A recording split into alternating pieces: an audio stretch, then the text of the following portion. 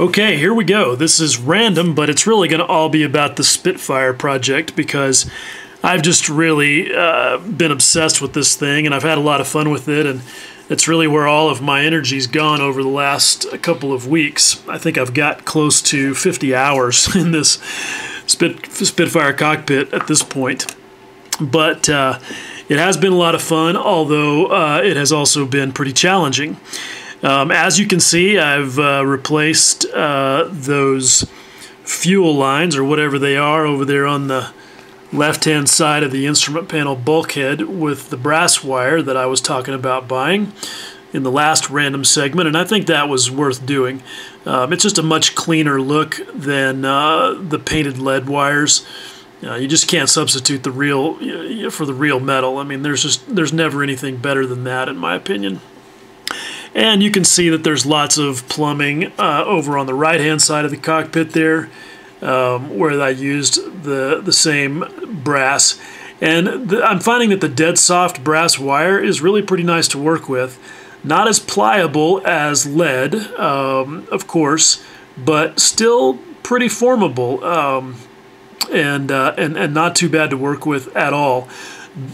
Dead soft basically just means that it's the fully annealed heat treat condition, meaning no heat treat. It's just as soft as it can be. It makes any metal much easier to work with if it's in the dead soft condition. So I'm pretty pleased with the way that all of the tubing turned out, and it's been fun. I think I get super obsessed with this stuff. I don't know, it's something weird happens to me when I start doing plumbing. I'll be in the living room watching Netflix, but in the back of my mind I'm sitting there thinking, okay, how am I going to route that oxygen line, or how am I going to make that fuel line, or whatever it is. I don't know. I think part of it is just my engineering brain. I enjoy learning about how to route all of these things to make them sort of legit, and so I spend a lot of time looking at the references, and it's kind of fun learning what each of these things do. Like, I can give you a little bit of a guided tour here. I'm not sure that the things I was referring to fuel lines actually are. I just am not sure what else they might be. Same with the four lines coming out of the bottom of this gizmo over here. I'm not sure what that does either. I don't think that's the throttle quadrant. I don't think it's a throttle at all. I think that's on the left side. Somebody can correct me if I'm wrong. This thing underneath the spare light bulbs is some sort of an electrical gizmo. You can see that oxygen line that pops up over the top of that gizmo right there. And the way the oxygen system in the Spit works is that there's a tank right here behind the pilot's compartment, and then there's another tank further back in the fuselage. And somewhere back in here is a thing called an economizer, which I believe basically just mixes ambient air in with the oxygen so that the oxygen doesn't get used up as fast. This silver thing is the silver line right here by the seat. That's the cable that goes to the quick release for the seat belts, which is what these two cables are right here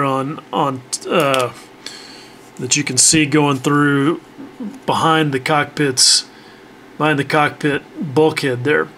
Those go to a quick release assembly somewhere back in the fuselage, and basically what that does is if there's a crash, all the pilot has to do is reach over there and flip the lever, and it releases the belts, and he can hopefully climb out to safety.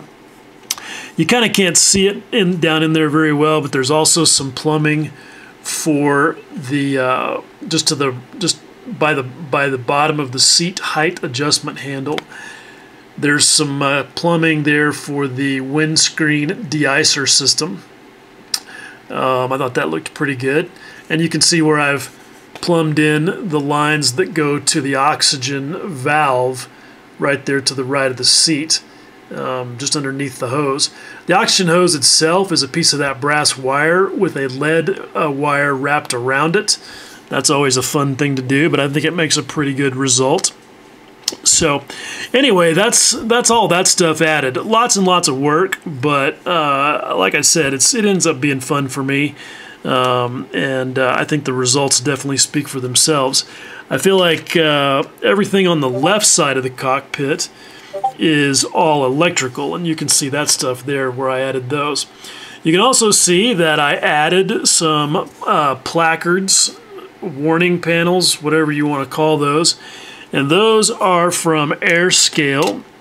And if you're not familiar with AirScale, it's owned by Peter Castle, and he is an amazing craftsman and just an all-around wizard. And this is the 132nd Allied aircraft set, and you can see what you get there. Lots and lots of those little things. The only kind of disappointment was that it's almost like he didn't really look at Spitfires, because there's a number of those things that are peculiar to Spitfires that are not on this card. And I thought that was kind of odd, since he's a Brit and definitely a Spitfire enthusiast. If you've never seen his scratch-built 1/18th scale Spitfire, you have to look it up on the internet. It's an amazing thing with a real aluminum skin and just an incredible attention to detail and craftsmanship. But this thing is really nice. These are convenient. You just pop them out, put them on. They are tough little decals, though. They required Solvaset, every one of them, to make sure that they were stuck down, especially the one that I wrapped around the top of that gizmo over there on the side, whatever that thing is. You can see that decal there. The other thing that's in there, obviously, is the seat belts, and this is the HGW 132nd Spitfire belts kit. And honestly, I'm not a fan of this one, which surprises me a little bit, because I've had great luck with HGW products. Their 132nd belts are fantastic. And as a rule, I've really always felt like they were a smart purchase. But this set was problematic. And some of it comes from some mislabeling in the instructions here. Just some goofy things. I didn't feel like that the illustrations were really that great, and I never do with their stuff. You know, you kind of have to figure it out on your own, which is, you know, is what it is. And then I did a little bit of my own thing with it. You can see that there's a little cable there on the side that holds the keeper for the belt lock system, and I think that looks better than the thing that they want you to use, which ends up just looking like a strap. I've also bought, thanks to some encouragement from my buddies in Scale Modelers Critique Group, this Quick Boost resin cockpit door. I had already painted up the cockpit door, and I thought it looked pretty decent. But you can see that even though that doesn't look too bad, that the level of detail on this resin version is just a lot better. So that was worth a few bucks. And I mean, it's a high value addition in my opinion, because that's just such a visually arresting part of the model when it's finished. So that's basically everything that's gone into it. But what's made it super challenging, and this is where I once again have to say you know, good things about Tamiya's kit engineering. If it weren't for the ability to just so easily do repeated dry fits, I don't know how I would have got through all this stuff, because obviously there's lots of places where these cables and hoses have to clear things, like the oxygen hose, for example, having to go through that former and come around by the side of that armor plate behind the seat and end up in the right spot. That's the kind of thing where if you can't put stuff together and take it back apart to check and glue and paint effectively, it's just really, really frustrating. So just another reason to love the way that Tamiya engineers their kits. But it was still challenging because, like I tried to explain in the last random segment I did, they want you to put this entire cockpit tub together as a unit and then attach it or sandwich it between the two halves of the fuselage. And that's fine if you're building it straight out of the box. But as I was pointing out, if you want to add all of this plumbing, it's not going to work because you have so many things that cross from one subassembly to the next. A good example is those 4 tubes down there that come out of that gizmo on the right-hand side of the cockpit. They have to pass through that lower portion of the instrument panel bulkhead.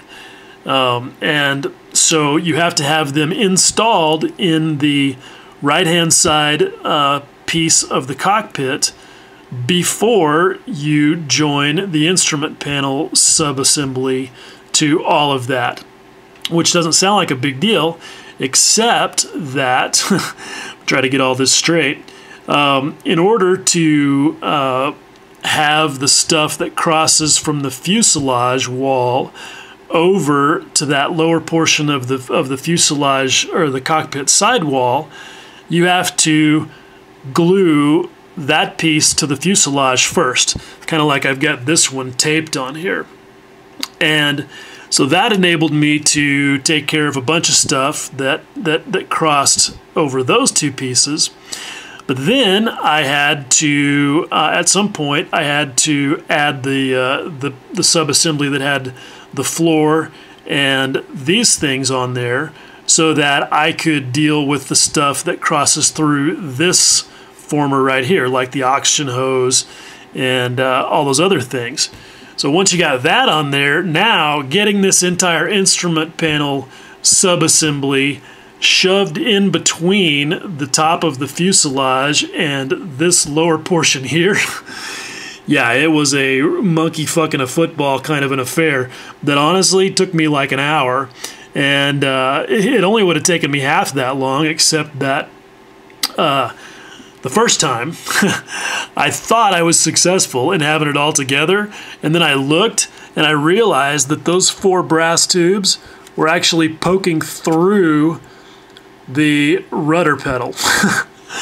So yeah, talk about an instant deflation. I had to take it back apart and then wrestle it back together again, and it was a mess. It was definitely backbreaking and stressful, but obviously it's all possible. You know, you can do it.